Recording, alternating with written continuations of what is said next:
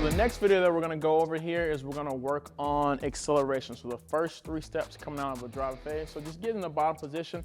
All these movements have to do with when you're coming out, loading the hip into my drive phase. If I have a bad drive phase, if I'm coming out and I pop up too early, or I get too knee dominant when I'm coming out, I'm not accessing my power position, and I'm having a bad first couple steps when I'm coming out.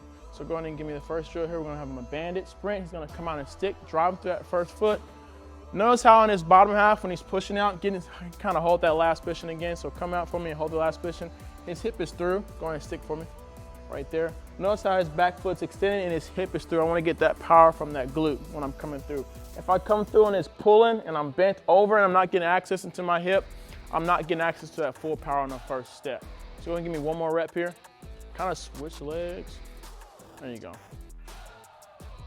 So drive out on you and stick. Notice how he's getting a good extension out of that glute and out of that hip. And then come back and reset. Good, and one more. And stick. Very good. So the band helps kind of use the hip into fighting through the band when I'm coming out. So that's the whole point of the band. And following up the next movement that has that first movement was a little bit more stationary and static. This one's he's gonna go out about 5 yards, 3 hard steps. Same thing here, he's gonna start off in a half kneeling position, loading that front foot, weight kind of on the ball of the foot, good body lean, loading that hip. You'll have somebody holding the band behind him. He's gonna come out in 3 hard steps on you. 2, 3. And same thing here, just working on getting that hip through, getting a nice lean and working on a good drive phase and good hard 3 steps out, come on that sprint. And the last movement in that series here, he's gonna do the exact same thing. We're gonna do a half movement sprint.